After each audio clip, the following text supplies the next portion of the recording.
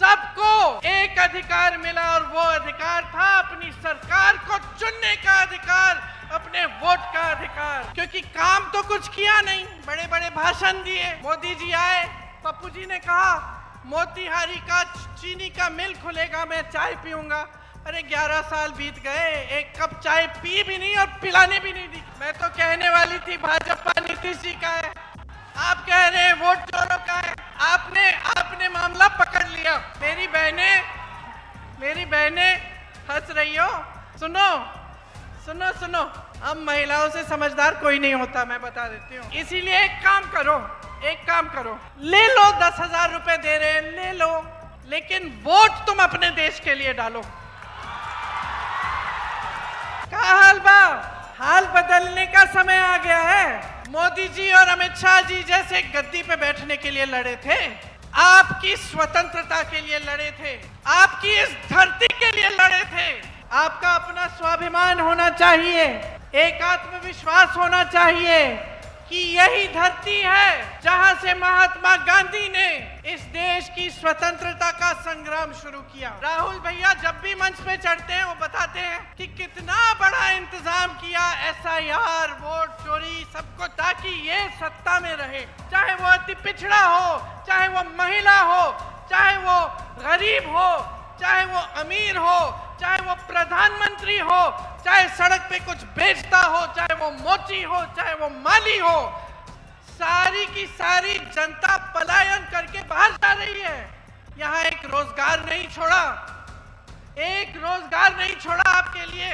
इसीलिए आज जब हम इस मंच पे खड़े होते हैं और जब आप यहाँ आते हैं हमारी बातों को सुनने के लिए, आपको पूरा एहसास होना चाहिए कि चंपारण ने इस देश को क्या दिया है। वोट तुम इस धरती के लिए डालो, वोट तुम अपने भविष्य के लिए डालो, अपने बच्चों के भविष्य के लिए डालो। इनकी बातों में मत पड़ो, बहुत हो गया है बहनों, बहुत हो गया है। आप संघर्ष कर रही हो, आपको कुछ नहीं दिया जाता। और बिहार के मेरे भाइयों और बहनों, आप सबको इस सभा में बहुत बहुत स्वागत। ये का हाल बा? हाल बदलने का समय आ गया है।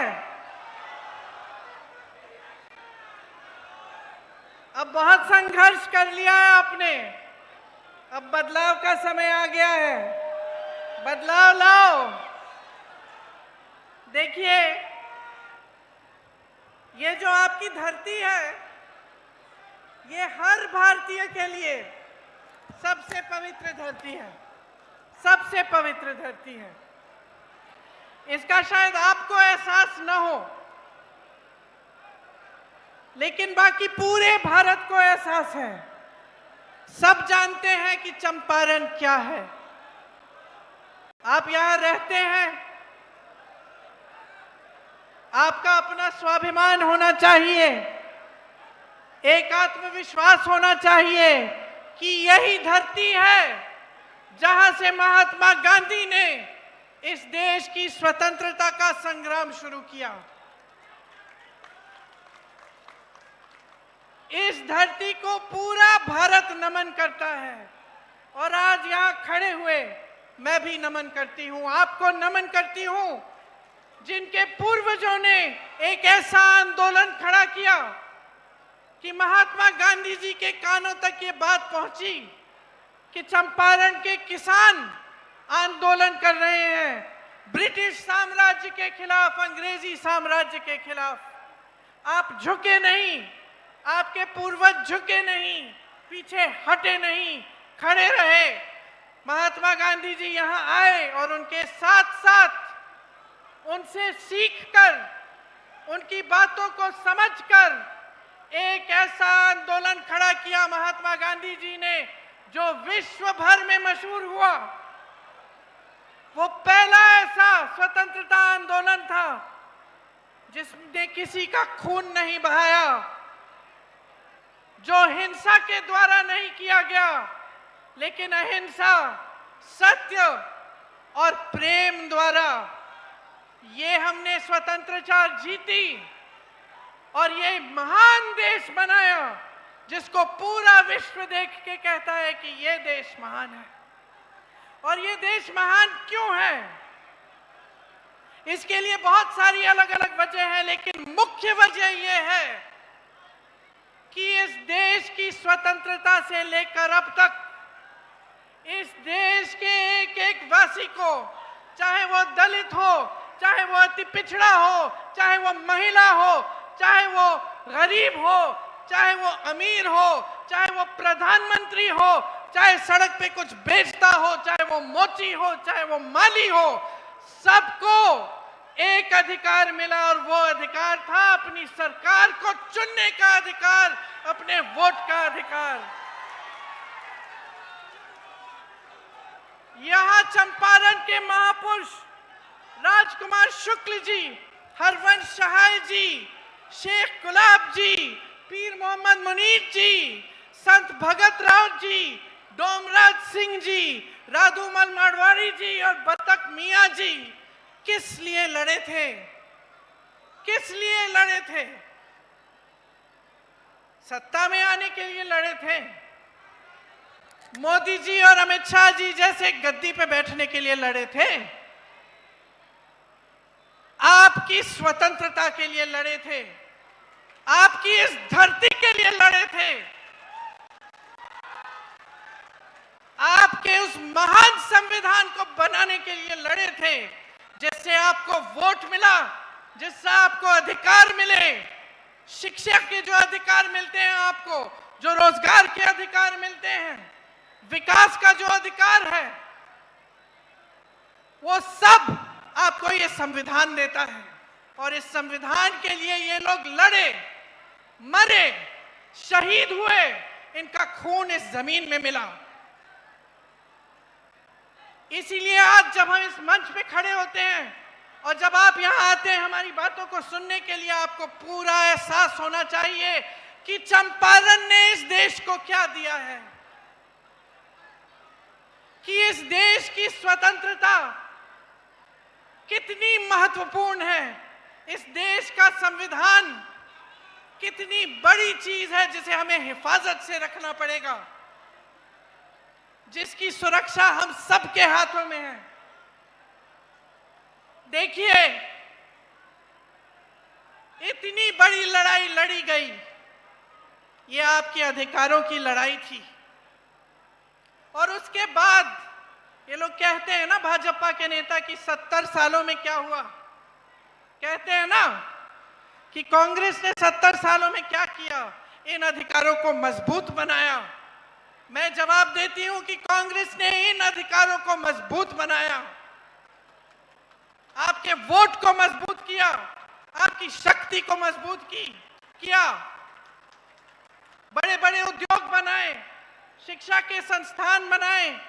जब कांग्रेस का राज था बिहार में तो कितने बड़े बड़े संस्थान बने, कितने बड़े बांध बने, कितनी सड़कें बनी। ये समाज एक शिक्षित समाज था।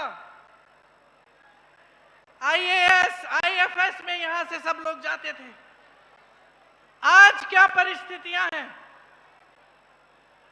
आज परिस्थितियां ये हैं कि यहां रोजगार नहीं मिलता। भाइयों और बहनों, मैं देश भर में घूमती हूं।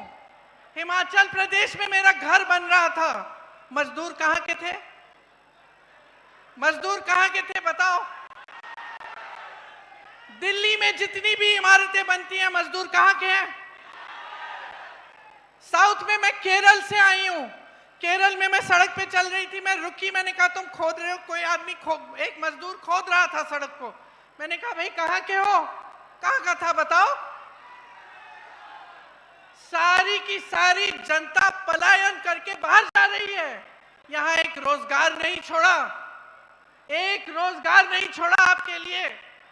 अभी मैं महिलाओं से मिलके आई हूं, बताती है कि सब तो पलायन करके चले गए, हम यहां अकेले संभाल रहे हैं अपने घरों को, हम कमाते भी नहीं हैं। आशा वाली महिलाएं थी, आंगनवाड़ी की महिलाएं थी, जीविका की महिलाएं थी, कहती हैं दीदी हम कमा ही नहीं सकते, हम 8 से 10 घंटे काम करते हैं। कोई रात को फोन आया कि डिलीवरी है, हमें जाना पड़ता है। कोविड कोरोना के समय हमने सारा काम किया, अपनी जान को हथेली में रख के काम किया, लेकिन हमारी कोई सुनवाई नहीं है, हमारा कोई सम्मान नहीं है, हमारा कोई अधिकार नहीं है आज के बिहार में। तो मैं आपसे पूछना चाहती हूं कि आज का बिहार, यहां पे किसका राज है 20 सालों से? बताइए, किसका राज है? वोट चोरों का। मैं तो कहने वाली थी भाजपा नीतीश जी का है, आप कह रहे हैं वोट चोरों का है। आपने मामला पकड़ लिया। मामले की निचोड़ समझ गए हैं आप। देखिए पहले, अब आप समझिए इसमें आपका दोष क्या है। आपसे भी शिकायत है। ये ऐसे 20 सालों से राज नहीं किया इन्होंने। देखिए, शुरू में जब चुनाव लड़ने के लिए आते थे भाजपा के नेता, ये सब, तो क्या कहते थे? धर्म की बात करते थे कि नहीं? धर्म की बात करते थे। धर्म के आधार पर लोगों को बांटो, धर्म के आधार पे हमें वोट मिल जाएगा।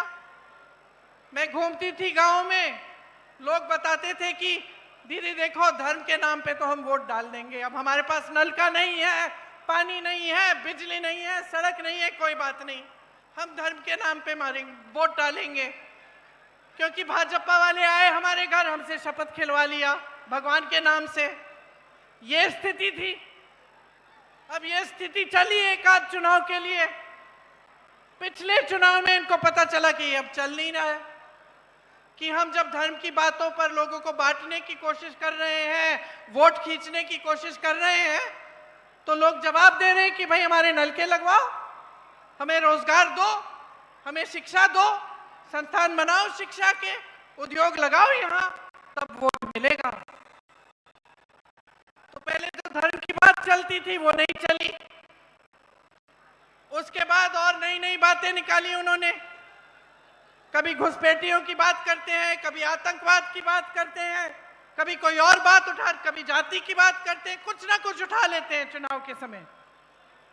अब जब सब चलना बंद हो गया, क्योंकि काम तो कुछ किया नहीं, बड़े बड़े भाषण दिए, मोदी जी आए, पप्पू जी ने कहा मोतीहारी का चीनी का मिल खुलेगा, मैं चाय पीऊंगा। अरे 11 साल बीत गए, एक कप चाय पी भी नहीं और पिलाने भी नहीं दी किसी को,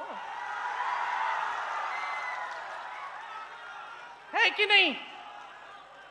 तो अब वो सब नहीं चल रहा है, खोखले भाषण नहीं चल रहे हैं, धर्म की बातें नहीं चल रही हैं, लोगों में फूट फैलाना नहीं चल रहा है। अब क्या करें? वोट चोरी करते हैं, और उसके लिए इतना बड़ा इंतजाम बना रखा है। राहुल भैया जब भी मंच पे चढ़ते हैं वो बताते हैं कि कितना बड़ा इंतजाम किया, SIR, वोट चोरी, सब कुछ, ताकि ये सत्ता में रहे। एक ही मकसद है, हमें किसी ना किसी तरह सत्ता में रहना है, बस, और कोई मकसद है ही नहीं। और शिकायत आपसे ये है कि जब ये पूरा सिलसिला चल रहा था और आप धर्म के आधार पर, इस आधार पर, उस आधार पर अपना वोट दे रहे थे, तो आपने आदत बिगाड़ दी, नेता की आदत एकदम बिगाड़ दी। समझ रहे हैं आप? अब आज मैं नेता हूं, अगर मुझे मालूम होता कि भाई मुझे काम करने की जरूरत नहीं है, मुझे कोई उद्योग नहीं लगाना, मुझे कोई नौकरी नहीं दिलवानी, कोई रोजगार नहीं दिलवाना, कुछ करने की जरूरत नहीं है, मैं चुनाव के समय धर्म का नाम लूंगी, मुझे वोट मिल जाएंगे, तो क्या मैं काम करती? अरे बच्चा नहीं करता है, घर में बच्चा होता है, उसको कहते हो बेटा ये कर लो। अगर उसको पता चल गया कि बगैर कुछ किए कुछ इनाम मिलने वाला है तो नहीं करेगा। अगर आप अपने बच्चों को, बेटों को घर पे बिठाओगे, खाना खिलाओगे, उनकी देखभाल करोगे, और उनको कभी बड़े हो गए उनको रोजगार नहीं करना, तो नहीं करेगा, बैठा रहेगा घर पे। उसके मन में ये बात थोड़ी आएगी कि मुझे भी अपने माता पिता के लिए कुछ करना है। उसकी तो ऐशो आराम। और यही आपने नेताओं के साथ कर दिया, भाजपा के नेताओं के साथ। चुनाव आया, धर्म की बात, आपने वोट डाला, चलो 5 साल आराम, हम क्या करेंगे, चलो अडानी को सारी जमीन दे देते हैं 1 रुपए के दाम पे, चलो अंबानी को सारे जितने भी वो तेल निकालने के वो जो खदान वदान होते हैं वो दे देते हैं।